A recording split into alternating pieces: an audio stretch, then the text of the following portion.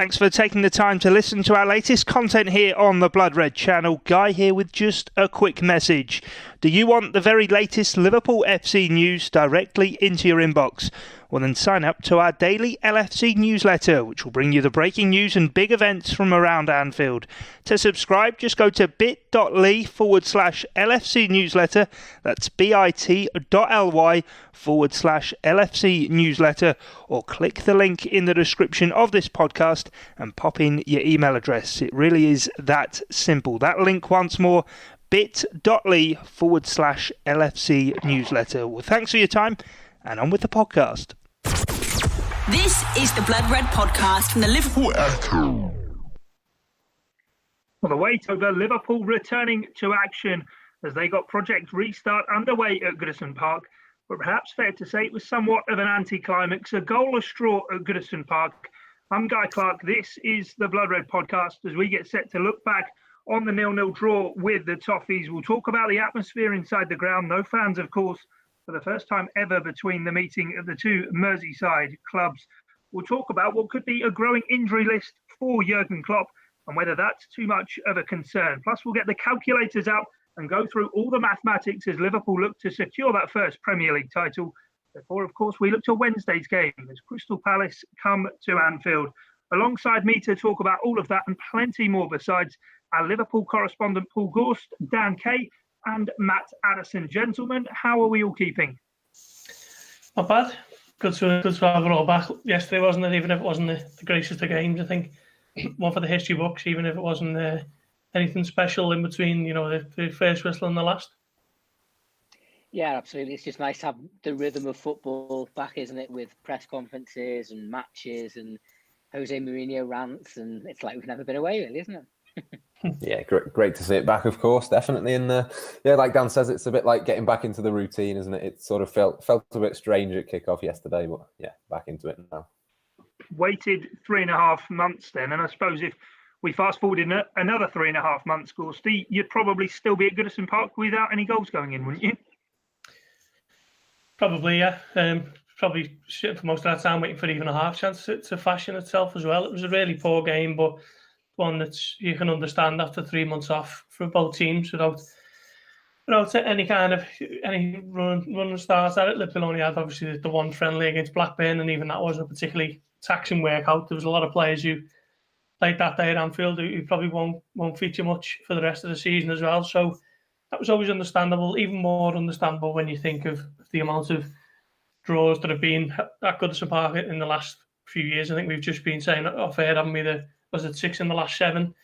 Third successive goalless draw, so it was never going to be one that was going to, it was never going to be a classic. But it's just good to be back, really. I mean, I think we know, don't we, that Liverpool are going to secure this Premier League title at some stage. It was just a case of getting back into the swing of things and almost just, welcoming everyone back to what's been a little bit of a wasteland when we've been talking about anything and everything that we can kind of get our teeth stuck into, and now we've got actual tangible storylines and stuff to discuss. So onwards and upwards for the next 8 games. Yeah, was that the frustration, Dan, that we waited so long and then we got a stinker thrown up for us? Well, yeah, but I mean, although to some degree, maybe it should be no surprise. I mean, people who've watched derby matches over the years will tell you that this is often the way things. I wrote a little piece in the build-up to yesterday about a little anomaly that yesterday was only the second derby that ever kicked off at 7 p.m. The previous one was arguably the best attended one ever. 1967 FA Cup tie when they put big screens up at Anfield, and there was obviously that's kind of a paradox in the two kickoff times. But I did make the point in the article that it's all too often the case with derby matches that the hype very rarely lives up to the reality. We do seem to be in one of these kind of eras of kind of quite turgid stalemates. I'm sure there was a spell during the 70s when there was like 4 or 5 0-0s back to back at either ground. This was the third 0-0 in consecutive matches at Goodison.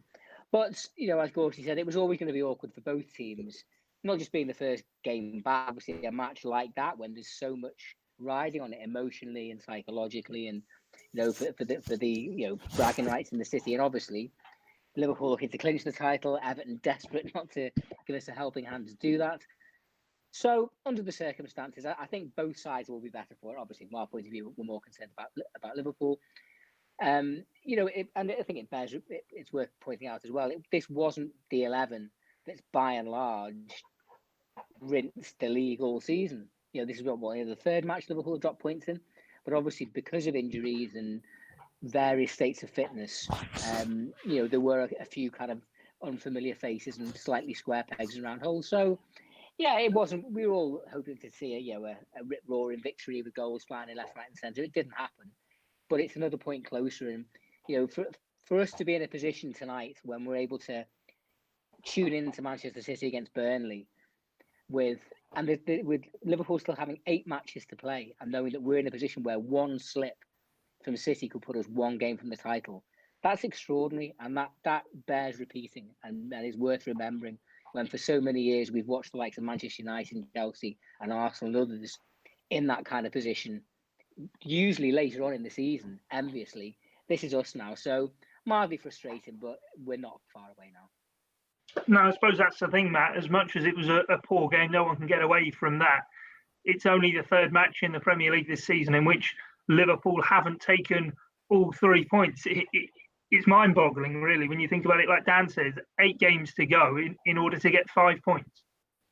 Yeah, it's an incredible position to be in, isn't it? It was a really strange game. I don't think it was just the occasion. I think there was other factors as well. Obviously, Andy Robertson and Mohamed Salah were both missing for Liverpool. I don't think you can underestimate really how influential both of those players are. And I didn't think that the substitutes really helped the game either, because it was being stopped every few minutes and that sort of thing. So just when Liverpool started to get into a little bit of a flow and we started to move away from that disjointed nature of the game, it sort of went back into substitute after substitute and sort of different drinks breaks and all sorts of things like that. So, yeah, it was a difficult, painful watch at times, but it was, it's just one of those games when Liverpool have won, 27 out of 30 matches they've played this season. You really can't be complaining too much.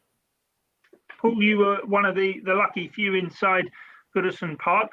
I suppose you've got the unique insight compared to all of us. What was it like actually seeing Liverpool come out of that Porter cabin? Well, not seeing them come out of it, but watching them stride across from the opposite side of the pitch whilst the air raid siren was being played out, and obviously no one inside the stadium. Yeah, it was surreal, and it's kind of a little bit of a moment in history, to be honest, because 236 times these two teams have played each other, and that was the first one that was behind closed doors. So, strange one. Everton handled it well. You signed it in the car park, and you got your lanyard, and they made sure that everyone on the site had a mask, and you couldn't quite actually get in without it. It was all one-way systems, and showed you to your seat. And I was sitting next to Phil Kirkbride. Well, I say sitting next to, he was the closest to me, but he was still quite a few seats to me left. So Everton kind of did it quite well, and it was well spaced and all done properly. We were all kicked out within an hour of full time, and it was all handled very well. And I suppose we're going to have to I'm going to have to get used to that over the next few weeks. And it was a surreal one, but Everton handled it quite well. And it was very weird to be seeing, the intensity of a Merseyside derby without fans, because I did think the players, okay, they were very short on match fitness, but it wasn't a training game by any stretch. There was two teams who were desperate to win. The tackles were flying in from early on. James Milner obviously picked up a booking, didn't he? And Michael Keane for one on Sadio Mane. So the intensity was there. It was just a case of lacking a bit of sharpness and a bit of quality in the final third, which will come in time. And I've no doubt that Liverpool will sharpen up over the next few weeks. But they probably won't even need to be honest. I think this title will be done and dusted soon enough, and they can kind of just have that record point tally in the sights to go and chase down for the rest of the season. Yeah, those joining us on YouTube will see that Dan Kay seems to be having some technical issues. Hopefully Dan is back with us before too long. Oh, Dan is back now. There was 2 of him. There was none of him. There is one of him. He is back now. Dan, I don't know if you caught that from Gorsty, but talking about the atmosphere in the ground and obviously it not being the greatest spectacle, it doesn't really, though, as much as it was an eerie atmosphere, it was odd. It doesn't really seem to have played all that too much of a difference on what we saw on the pitch, given the recent showings at Goodison Park. Well, certainly not from a Liverpool point of view, I don't think. I think it certainly will have had an impact on how Everton played, because they're the home team. They're expected to try and take the game to Liverpool. Although that being said, they haven't exactly thrown loads of men forward in recent derby matches. In many ways, it followed a similar pattern from what we've seen in recent years. It was a surreal experience, watching it on TV, obviously, like everybody else did. It did feel, it felt kind of quite poignant. I think Paul pointed that out in his piece that he wrote at lunchtime today, which is well worth a read on the Echo website this afternoon. Actually, kind of like a Gorsty view about what it was really like, in this unusual scenario. The fact that in quite a sunny day, all of a sudden, just as the team came out, the heavens opened and there was a rainbow, and that kind of really did feel kind of quite symbolic. So it was an awkward scenario for both teams. And listening to a couple of the interviews after the game, Dominic Calvert-Lewin particularly made reference to the fact that it did feel strange, it did feel odd. And I can imagine every footballer who's had to play these behind closed doors matches, whether it's in the Premier League, the Championship, or in other countries, other leagues around Europe, it is something that they're going to have to get used to. But again, this is a Liverpool podcast rather than Everton podcast. Calvert-Lewin points out at the end of the day, the professionals, they're paid to play football. And I think getting the first one out of the way, I think, will be very useful for everybody. I think we will see a little bit more smoothness, a little bit more rhythm. They've only been back in training, 3 weeks? And even for the first week and a half of that, it wasn't really proper full-on contract training, wasn't it? This is after a 3-week break, which was longer than any pre-season that they would ever have had, really, in their whole professional careers. So I think it was always going to be a little bit stuttery, a little bit fractured. I think, as we pointed out just before, all the injury breaks and the substitution breaks and the drinks breaks don't help the flow and the rhythm of the game. And a derby is a derby, whether it's in front of 50 or 50,000. There's so much riding on it that it's very difficult for a lot of footballers to express themselves in the way that they would ordinarily be able to do. So I think all these things have to be taken into account. And it's an unerring rule of football. The first goal in any game is crucial. If a goal had gone in early, I think we pointed out before, is it 6 out of the last 7 Goodison derbies have been draws. Now, one of those draws was a 3-3, terrific game in 13-14. But possibly what was crucial to that game was Philip Coutinho scoring in the first 3 or 4 minutes at the Gladys Street end, and it kind of opened things up a bit. But I think once you get to half time, it's an inevitable kind of mindset of a lot of players to kind of like, well, what we have, we hold. We don't want to. Fear of making mistakes seems to override everything. So it wasn't much of a spectacle, but Liverpool now are 22 matches unbeaten against Everton, which I think is the second longest ever unbeaten run in British derby history. Only Chelsea have got a better record against that over Tottenham now. So you take the positives. First clean sheet in 7, I think it was, as well, for Liverpool. So we take that and move on, and hopefully we'll give Crystal Palace a good 3-2 on Wednesday.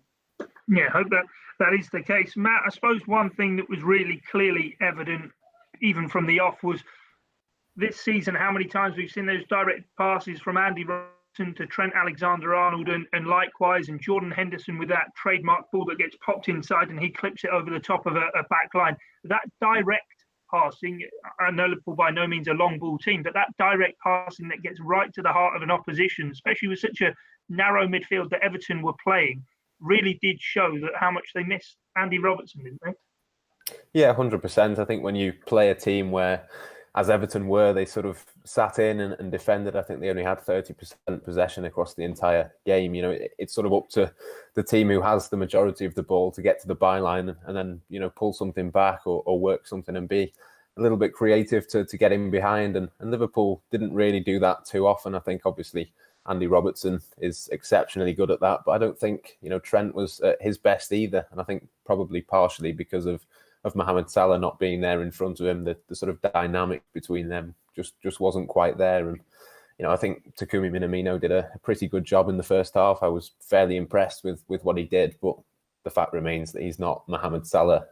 So, I think it was slightly difficult in Liverpool to sort of create those chances and get in behind. And unfortunately, on the occasion they didn't quite manage to do that. But we shouldn't forget either that Everton hit the post. They could quite easily have won the game. So as much as Liverpool would be disappointed not to have got the 3 points, it's probably slightly fortunate on another day. Maybe if Alisson hadn't got a touch or Joe Gomez hadn't got a touch on the shot, things could have been very different.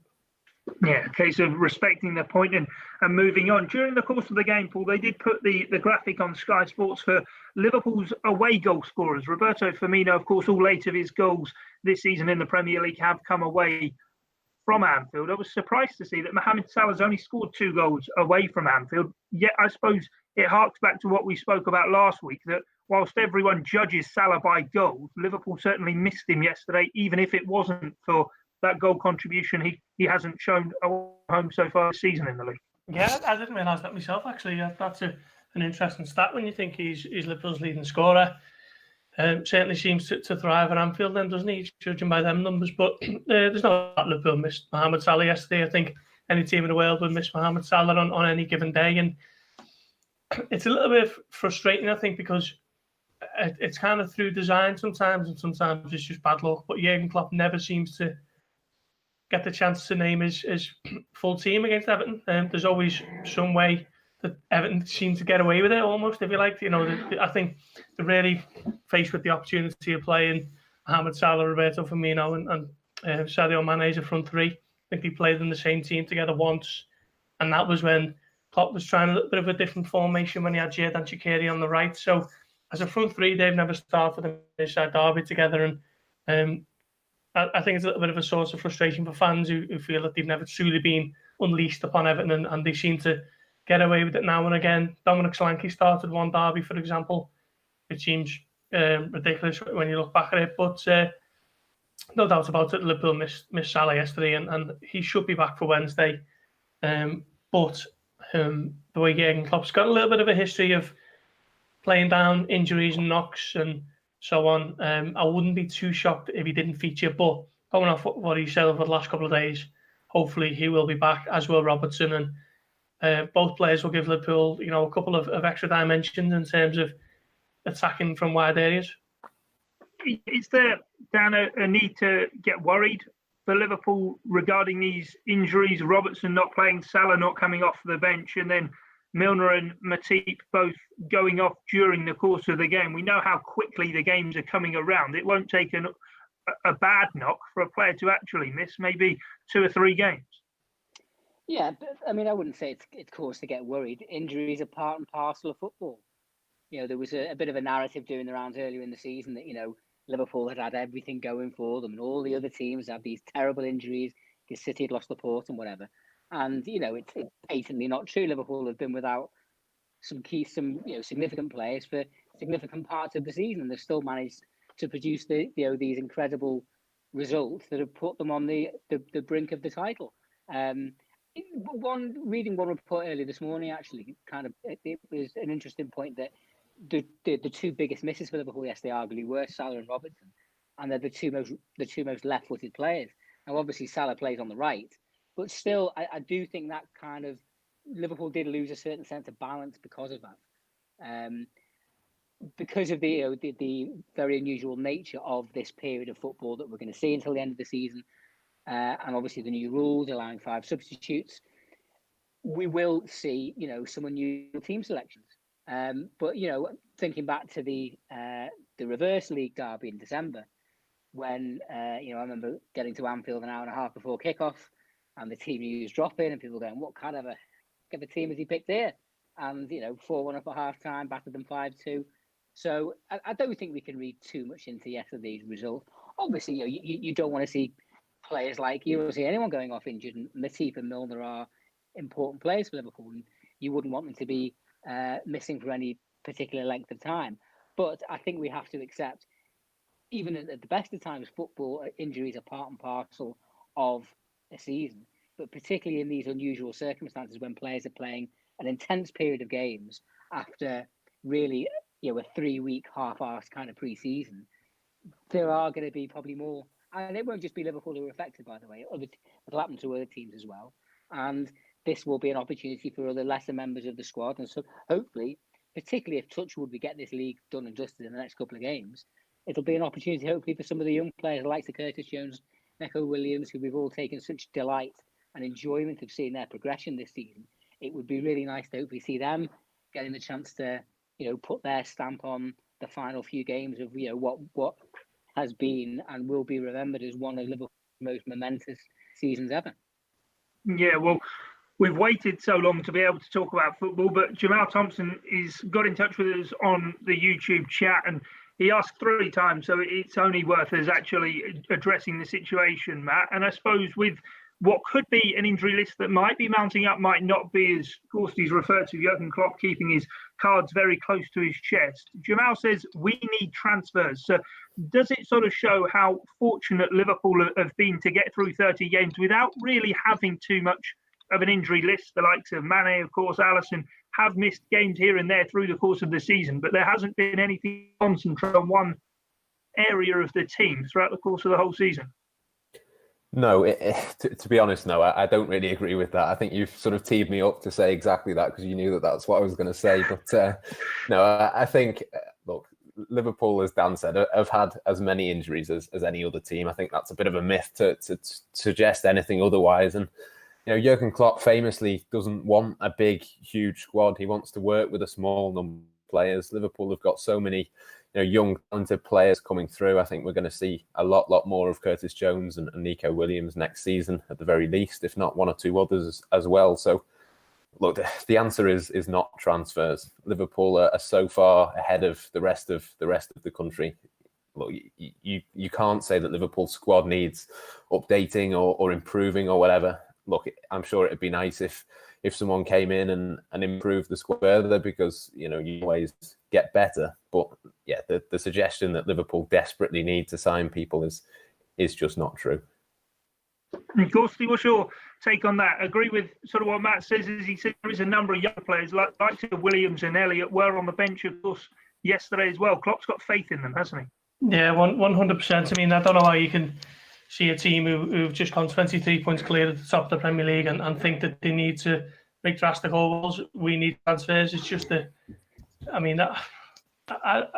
I scratch my head so many times a day because so many people just seem to put blind faith in transfers and just don't know. I mean, it's a completely different topic itself. What I would suggest, perhaps, is maybe an Andy Robertson light, if you like, in the transfer market, because when he doesn't play, Liverpool lose so much balance on that left-hand side, and as dependable and secure and experienced as James Milner is, he's not a left-back, he's not a natural left-back.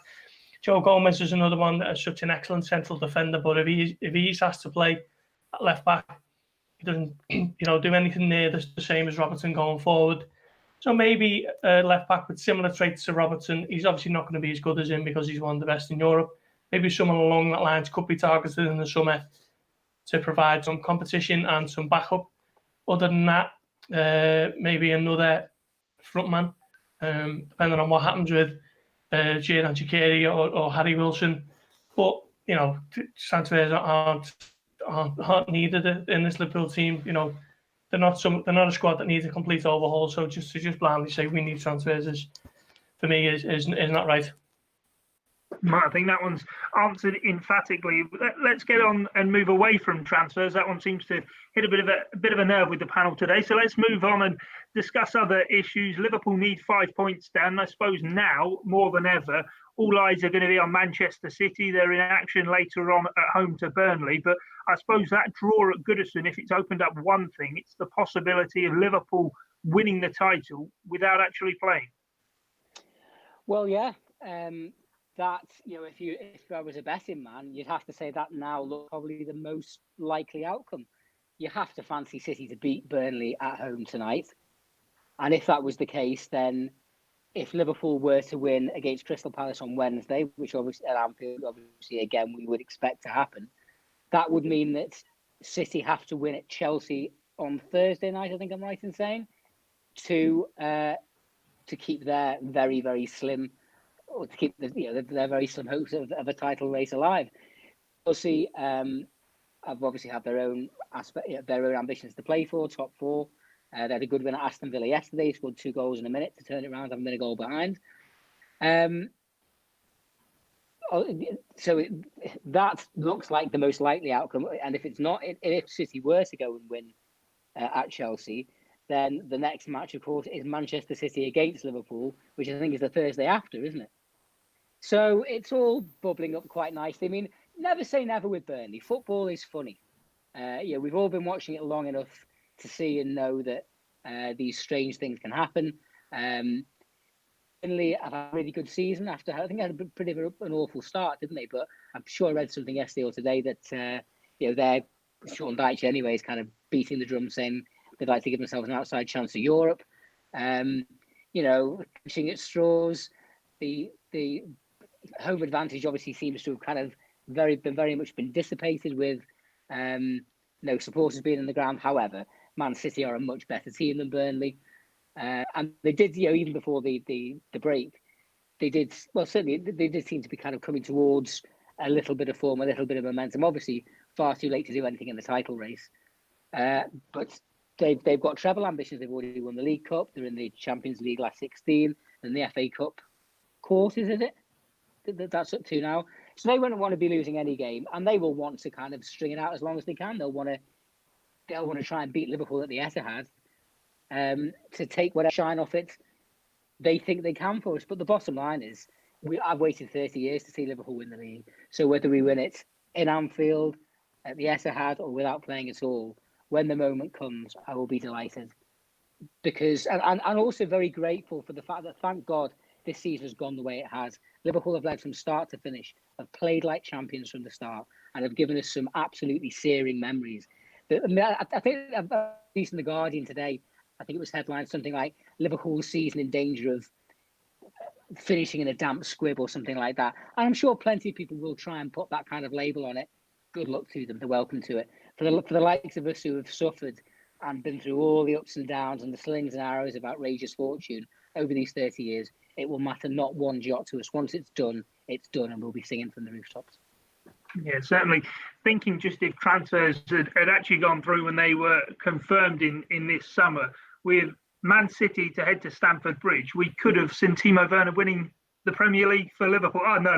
I'll leave that one there. We'll leave him there. But Matt, in terms of winning the league, and even if Liverpool aren't playing when they win it, I suppose it's a bit of a myth, isn't it, that Liverpool win the league on one game? They've done this through the course of the season. As Dan says as well, they've led from the front right from the off.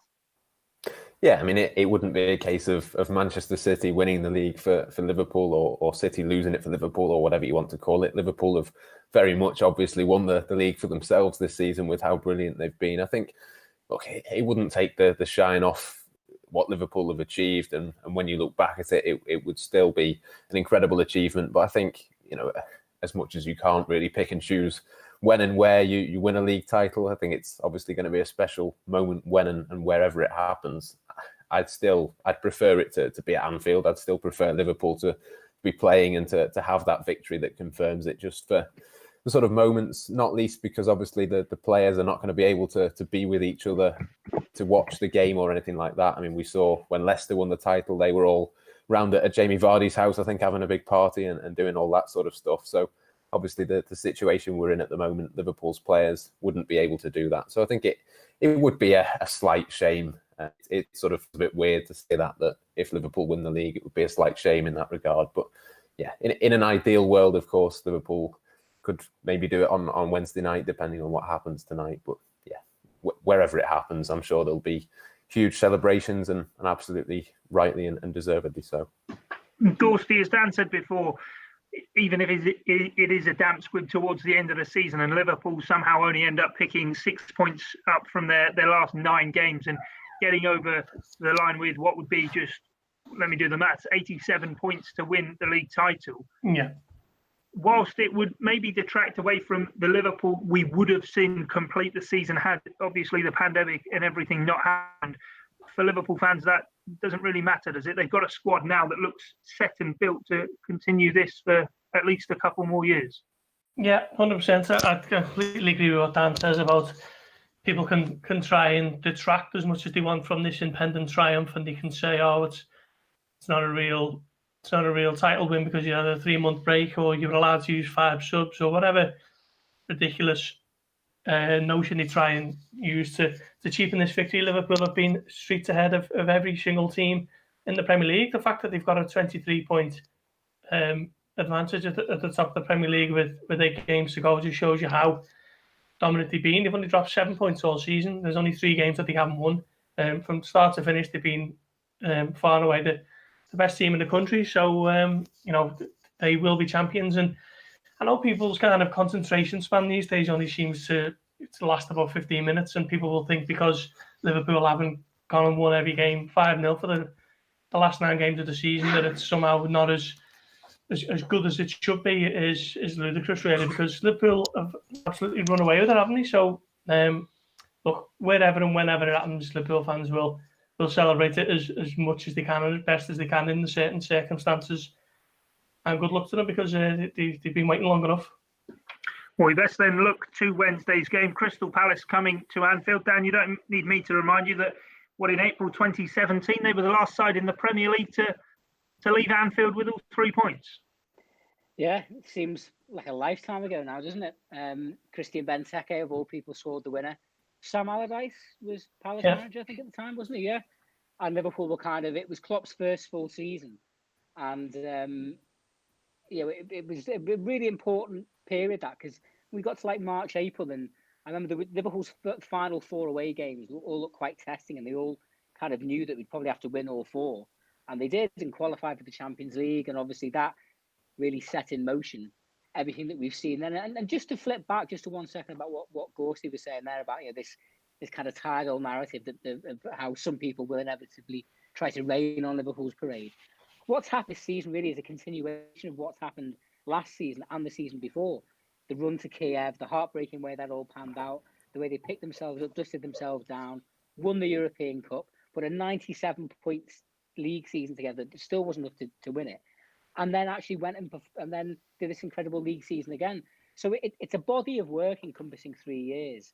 And the people who know will appreciate what Liverpool have done. Those who outside who want to mock and sneer, good luck to them. But it really will be water off a duck's back to many people, within the fan base. So I've gone off on a bit of a tangent there. But Crystal Palace looked pretty good at Bournemouth on Saturday. Was it Saturday or Friday? Bournemouth looking trouble. Yeah, first 3 o'clock Premier League televised fixture on Saturday. Yeah, it was Saturday afternoon, wasn't it? And they will relish the chance of being party poopers. I mean, there is a kind of irony that Palace played quite a significant role in Liverpool's last title season, 89-90. Liverpool famously beat them 9-0 at home earlier in the season in the league, and then Palace won the FA Cup semi 4-3. So if Liverpool were to clinch against Palace, I suppose there would be kind of a nice little kind of nod to that.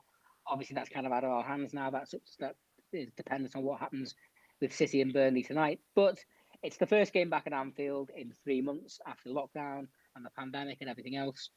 And I think Liverpool will just be really determined to go on, put on a show for the watching millions. Obviously, there won't be anybody in the ground apart from Gorsty and a few stewards and a few journalists.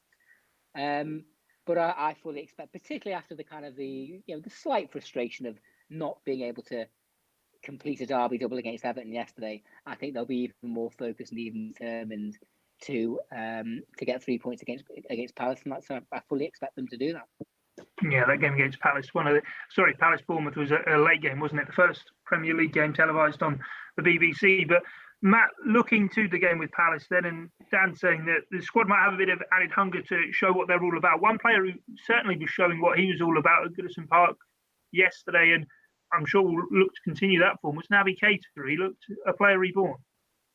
Yeah, I mean, we've heard about him for the last few weeks, haven't we? We thought that, all the sort of stories coming out were that he's looking fit and firing and doing really well in training and against Blackburn in that friendly as well. And I thought, yesterday was a continuation of that. I mean, we discussed on Friday, I wasn't too sure whether Naby Keita would end up starting for Liverpool or whether he'd come off the bench, but it was absolutely the right decision from Jurgen Klopp, of course. And I think he was probably Liverpool's standout performer. I think he started to put together, a few moves and a bit of that sort of creativity that you require, particularly with the players that Liverpool had missing. I think it was particularly important for him to get on the ball and do that. And that was probably one of the first times and one of the few times that we've seen really what Naby Keita can do. We've sort of seen little highlights on YouTube and stuff like that from when he was at RB Leipzig, but that was the first time really that you thought this could be the start of something for him.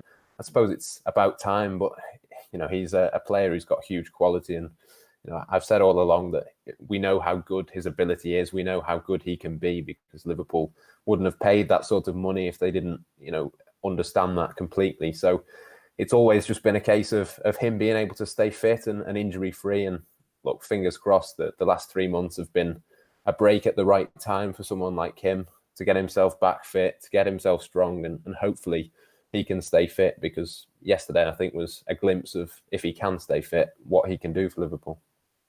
Yeah, we'll go through our teams for Palace very shortly indeed, and our match predictions as well. But before that, Gorsty, Naby Keita was one player who took a fair few of the headlines for his display for Liverpool. Another couple of players who stood out, not all for the greatest reasons.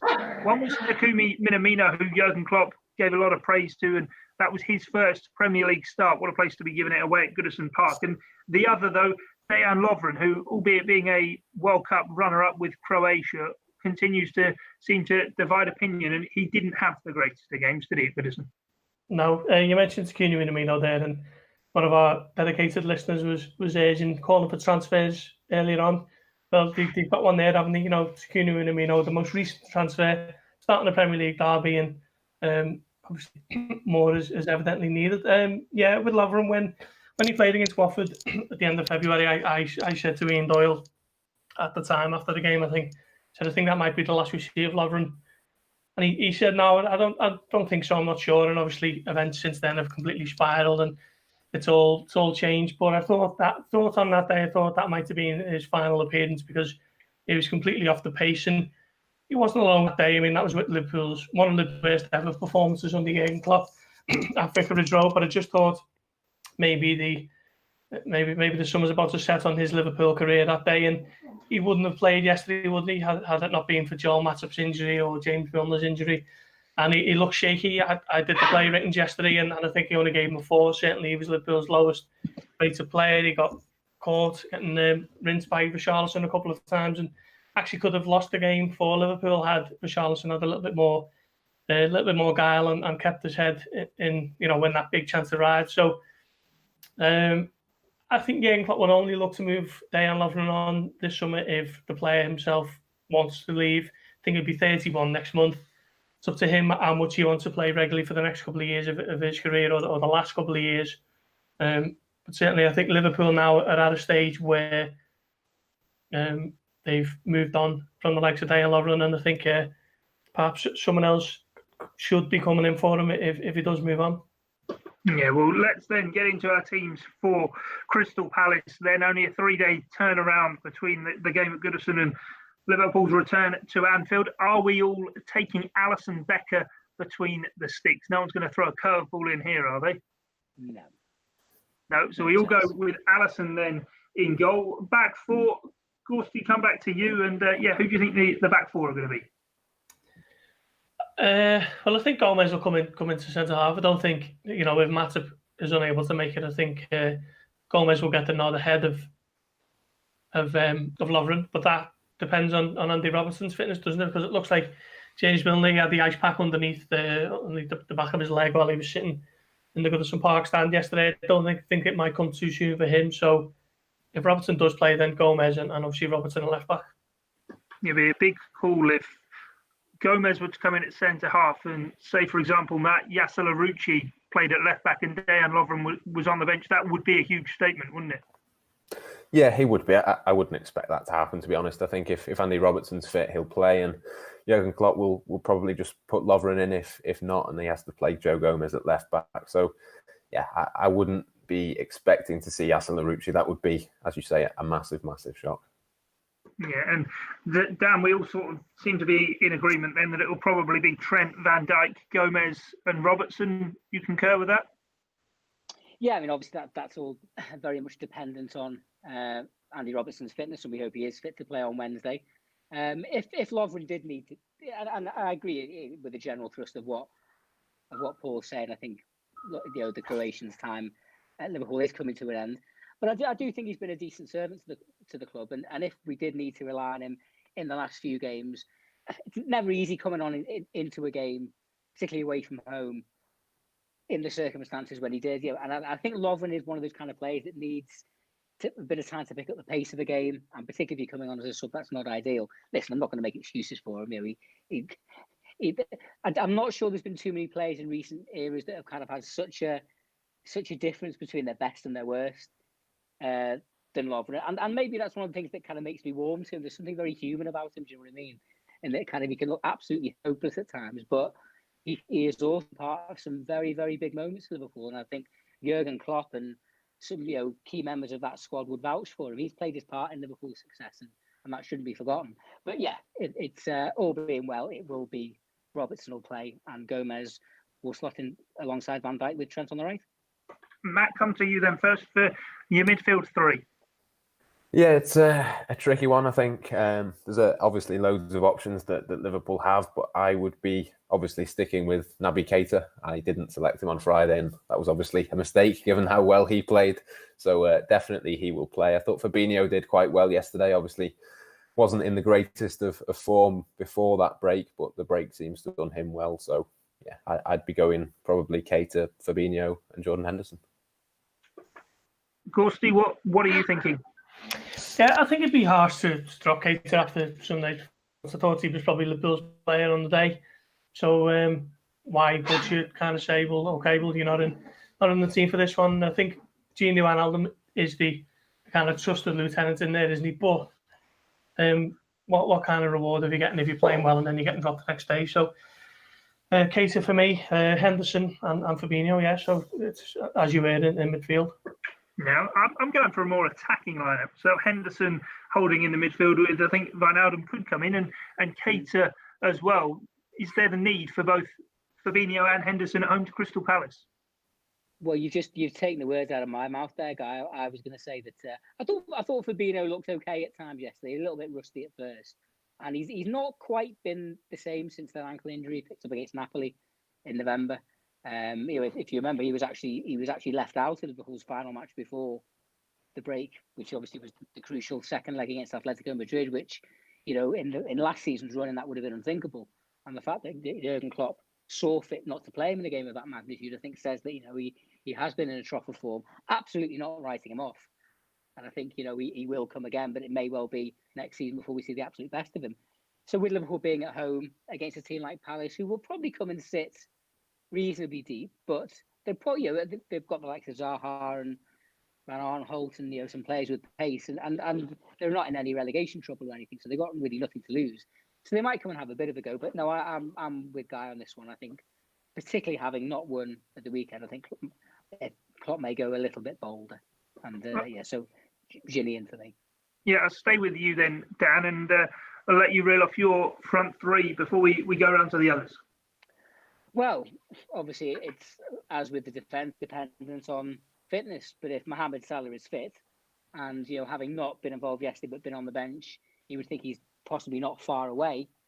The extra 72 or so hours hopefully will mean that he will be able to link up with Sadio Mane and Roberto Firmino in the attacking trident that has taken Liverpool to European, World, Super Cup, and hopefully very soon Premier League glory. So yeah, hopefully it's the big lads back in tandem. Of course, did you go along with that? Yeah, if Salah's fit enough, then definitely. If not, I think Origi might get the nod. Alongside Firmino and Mane, yeah. Yeah.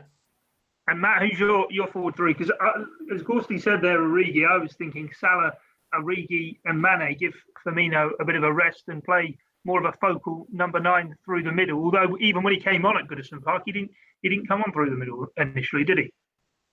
No, I mean, I'm going to go a little bit different again, actually. I'm going to go Salah if he's fit and Mane, but then give Minamino a chance through the middle, because I think we saw in the Blackburn friendly the sort of link up between him and Keita, and I think it was a little bit harsh to bring Minamino off at half time. I know Jurgen Klopp spoke about that and said something along similar lines. So yeah, I'd like to see him given a chance again, but obviously if Mohamed Salah's fit, he's not going to play on the right. So therefore, yeah, put him through the middle, and unfortunately that means Roberto Firmino gets a break, but yeah, so be it. We'll quickly rattle through these then. Match predictions. I say 3-0 Liverpool. Matt, yourself? It's a difficult one, isn't it? I said 2-0, I think, on Friday. I'm going to go 2-0 again. Yeah, no one wins with predictions. Dan, you? 4-1 to the Reds. And Paul? 2-1 to Liverpool. I think Palace seem to do well at Anfield. They're a team who was set up to counter-attack. So, yeah, I think they might nick a goal, but Liverpool will edge it just.